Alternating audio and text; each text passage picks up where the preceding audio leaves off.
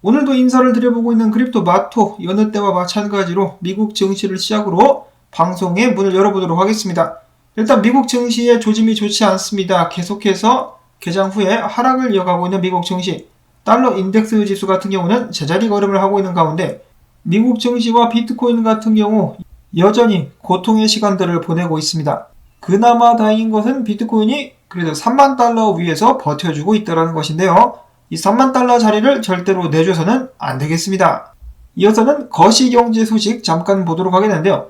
IMF, 세계은행에 이어서 OECD도 2022년도 경제 전망을 하향 조정했다라고 합니다. 그들은 이야기하기를 러시아 전쟁 전까지만 해도 강력한 회복세가 보여졌었는데 전쟁 때문에 회복세가 둔화되고 있다.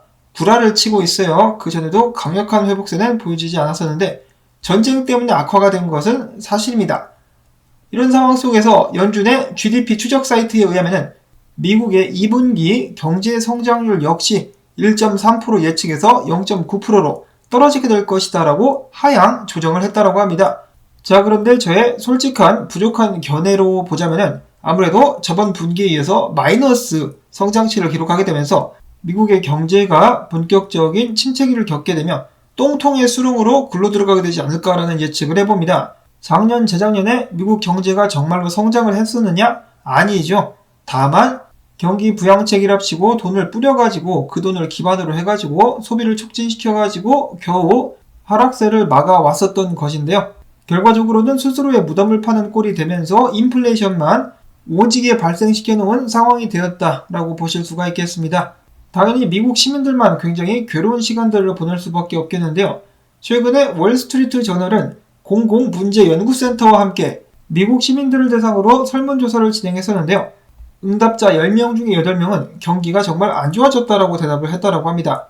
이는 1972년 조사를 실시한 이래 가장 높은 수준의 불만족이었었다라고 하는데요. 그동안에는 이 TV를 통해서, 미디어를 통해서 인플레이션은 일시적인 것이다. 미국 경제는 성장하고 있다라고 대놓고 개돼지들을 조롱하고 있었는데 개돼지들이 막상 사료를 먹어보고 우리 안팎에서 굴러보니까 아니라는 것이죠. 경기가 굉장히 좋지 않다.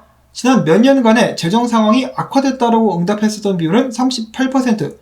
또한 응답자들 중에 4분의 1이 넘는 27% 같은 경우는 생활 수준을 개선할 가능성이 있다라고 답을 했었는데 이는 지난해보다 20% 정도 하락한 그런 수준이라고 합니다. 굉장히 안타까운 상황이 이어지고 있다. 미국이든 한국이든 개돼지들은 각자 도생을 해야 되는 것이 그들의 운명이 아닌가. 정말 야속하다라는 생각이 듭니다. 이어서는 본격적으로 비트코인 소식들 알아보도록 하겠습니다. 그레이스케일 측에서 오바마 행정부 법무차관을 고용하게 되면서 현물 ETF 승인에 박차를 가고 있다고 합니다. 그들은 이야기하기를 우리는 현물 ETF에 확고한 의지를 갖고 있다. 이를 위해서 모든 시나리오들을 준비를 했다. SEC가 이를 승인하지 않을 경우 대비한 옵션도 모색 중이다 라고 이야기를 했는데요. 자, 같은 민주당 파끼리 샤바샤바를 잘 쳐가지고 부디 현물 ETF 승인을 앞당길 수 있기를 바라봅니다. 만약에 SEC가 이를 승인하지 않을 경우를 대비한 옵션, SEC 건물을 폭파시켜버리면 좋겠다 라는 생각을 해보고요. 자, 그 다음에는 마이크로스토리지의 CEO인 마이클 세일러, 최근 CNBC 스쿼트박스에 출연해가지고 다음과 같이 밝혔습니다. 비트코인은 도 아니면 뭐다. 빵원으로 수렴하거나 100만 달러까지 폭등하게 될 것. 근데 내가 봤을 때는 빵원까지는 안 갈 것 같아. 고로 비트코인은 100만 달러 가지라라고 외쳤습니다. 비트코인 100만 달러의 꿈은 이루어진다. 그 전에 10만 달러 먼저 가지라. 다음으로는 폴 크루그먼, 굉장히 유명한 뉴욕 시립대 경제학 교수이자 노벨상 수상자이기도 하죠. 자, 이 양반은 최근에 비트코인을 부동산 버블에 비교를 하기도 했었는데 참고로 이 양반이 얼마나 엉망이냐. 과거에 그는 인터넷이 발명되었을 때 인터넷을 팩스에 비교를 하기도 했었다고 합니다.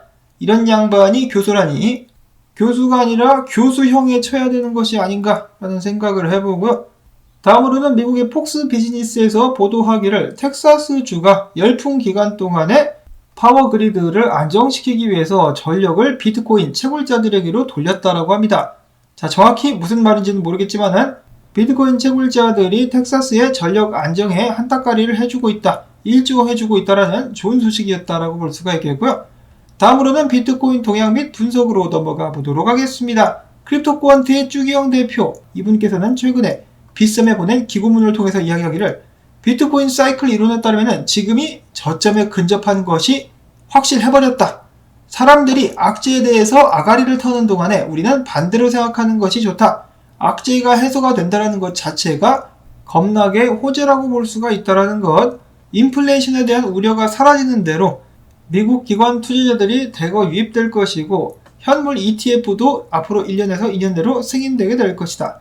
자, 당연히 아직도 큰 이슈가 남아있는데 이 소비자 물가지수, 인플레이션 급등에 따른 연준의 양적 긴축, 정말 짜증나는 문제다.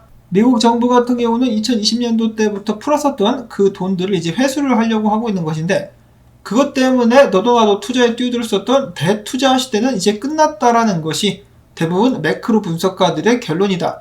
인플레이션은 잡히긴 하겠지만 시간이 걸릴 것이고 여기서 중요한 부분, 전 세계적으로 개미 투자자들은 더 이상 투자할 돈이 없다. 왜 돈이 없겠습니까? 물가가 올라가지고 먹고 살기도 바쁘기 때문에 투자할 여력이 없다라고 내다보고 있는 것이죠. 안타깝습니다. 개미들은 평생 개미로 살아야만 하는 것인가? 어떻게 해서든 더욱더 많은 개미들이 힘을 내가지고 투자를 잘 해서 개미 단계를 벗어날 수 있기를 바라봅니다. 이어서는 분석들을 한 번씩 보도록 하겠습니다. 비트코인이 3만 달러 아래로 떨어질 것이다 라는 것을 맞췄었던 분석가 중에 한 명인 카포라는 양반은 이야기하기를 비트코인이 결국은 28,500달러 아래로 빠지게 되면서 급락세를 나타내며 올해 최저가를 기록하게 될 것이다. 바닥으로 예상되는 가격은 21,000에서 23,000달러, 비트코인 같은 경우는 31,600달러를 뚫지 못했기 때문에 해당 구간까지 떨어지고야 말 것, 이러면서 비트코인의 추가적인 하락을 점쳤었는데요. 자, 근데 이런 상황 속에서도 비트코인 매도자들도 지쳐가고 있다라고 하죠. 그래서 반등 랠리 한번 나온 다음에 추가 하락이 나올 수 있을 것이다라는 의견이 힘을 얻고 있는 가운데 비트코인이 여전히 좀 힘이 빠진 모습 때문에 많은 사람들의 신뢰를 잃어가고 있는 것 같습니다. 최근 저항 돌파를 다시 시도를 했었으나 다시 한번 얻어 터지려고 하고 있는 비트코인, 미국 증시 때문이다라는 생각이 드는데요. 미국 증시 같은 경우도 지금 보시면은 S&P 500인데 어디로 갈지 모르는 플래그가 형성이 되고 있다라고 합니다. 위로 가게 될 것인가 아래로 가게 될 것인가, 이번 달에 있을 인플레이션 지수 발표와 FOMC 연준 미팅의 결과에 따라 가지고 그 방향이 결정되지 않겠느냐. 달러도 마찬가지고요. 그러면 당연히 비트코인도 영향을 받지 않겠느냐라고 많은 사람들이 예측을 해주고 있습니다. 자, 과연 비트코인은 다이아몬드 스텝을 그리면서 반등하는데 성공할 수 있을 것인가? 좀 가자 진짜. 답답하네 그. 자, 물론 비록 비트코인의 움직임이 그지 같다라는 생각이 드는 요즘이긴 한데요. 그럼에도 불구하고 저점을 일단 꾸준히 높여가고는 있다라고 합니다. 잘 버텨라 비트야. 힘 좀 내봐. 일단 비트코인이 제대로 상승하기 위해서는 32,000달러 저항을 뚫어주는 것이 중요한데요. 정확히는 이제 31,300에서 32,000달러 구간이라고 볼 수가 있겠습니다. 마이클 반데 포페 분석가 같은 경우는 이야기하기를 비트코인이 3400달러를 지켜주는 한 32,800에서 35,000달러까지도 상승할 수 있을 것인데 지금 좀 간당간당하죠. 이런 식으로다가 흘러내려가지고 왔다리 갔다리 하고 있는데 여기서 버티고 올라가 줘야만 일시적인 반등을 기대해 볼 수가 있을 것입니다. 계속해서 불안한 마음이지만 그래도 다잡으면서 미국 증시와 비트코인의 움직임 지켜보도록 하겠고요. 이어서는 기타 소식들로 넘어가 보도록 하겠습니다. 최근에 시니지아 루미스 등 미국 상원 의원들이 힘을 한데 모아가지고 내놓은 암호화폐 친화적인 책임있는 혁신법 법안에 대해서 미국 CFTC 위원장이 해당 법안을 적극 지지한다라고 밝혔습니다. 그는 이야기하기를 우리가 해야 할 까다로운 일 중에 하나는 상품과 증권을 구별하는 것이다.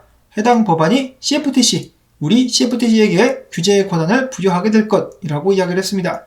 말로만 그러지 말고 본인이 직접 가가지고 SEC 위원장 뚝배기를 한 대 깨버리면 어떨까 라는 생각을 해봅니다.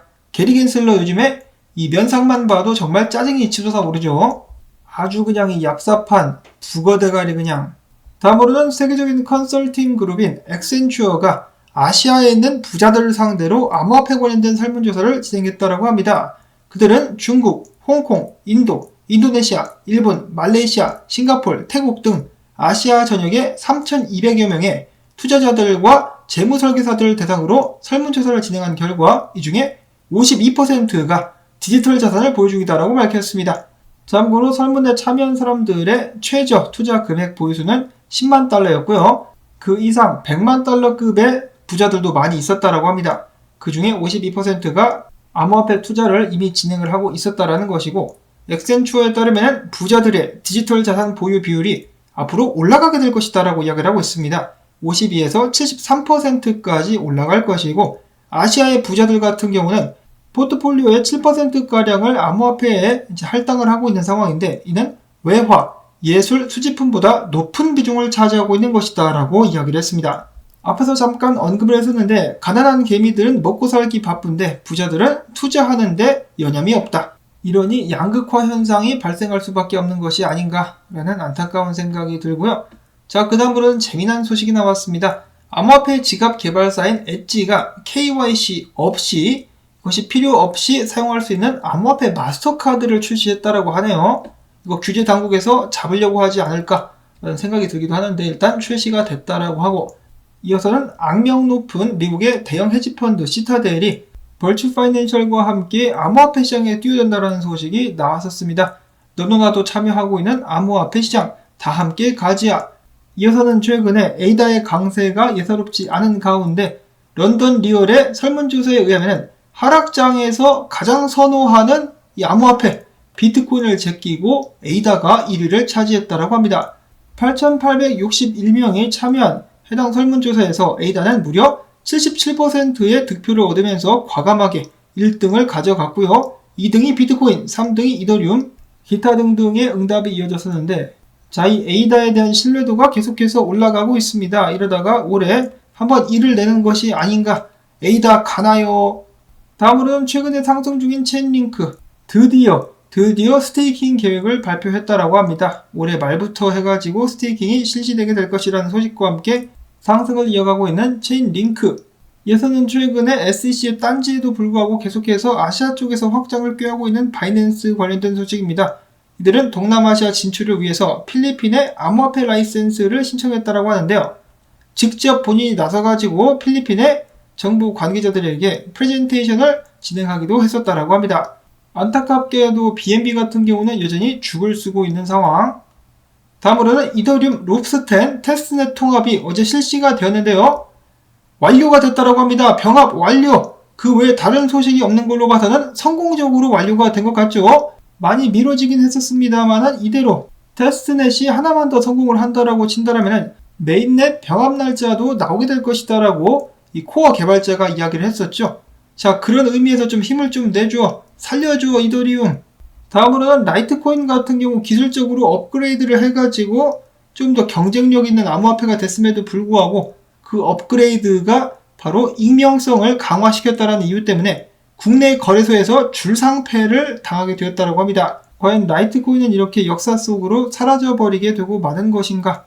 다음으로는 솔라나 블록체인 및 솔라나 투자재단이 투자금 1,200원이 아니라 1,200억 원 규모의 펀드를 조성해가지고 대한민국의 e스포츠, 게임, 엔터테인먼트 등 한국의 기업들이 웹 3.0 시장으로 진출할 수 있도록 지원을 하겠다라고 밝혔습니다. 지원 및 투자를 하겠다라는 것이겠죠. 근데 한국 같은 경우는 P2E 게임도 활성화가 안 되는데 과연 해당 투자가 성공적으로 이루어질 수 있을 것인가? 다만 한국 같은 경우는 이 루나라는 이 걸출한 프로젝트가 있었죠. 안 좋은 의미에서 걸출해가지고 전 세계를 뒤흔들 정도로 파급력을 가지기도 했었는데 미래는 부디 좋은 의미로다가 파급력을 끼칠 수 있는 국내 프로젝트들이 나올 수 있기를 바라보면서 오늘 영상은 여기서 마무리를 짓도록 하겠습니다. 나온 정보들이 도움이 좀 되셨다. 그러면은 토마토밭 좀 살려주기 운동 광고 영상 재생 한 편만이라도 마지막까지 그리고 좋아요를 그냥 꽉 눌러주기 여러분들께 부탁을 드리며 저는 다음에 새로운 소식 가지고 인사를 드리도록 하겠습니다. 안녕히 계십시오.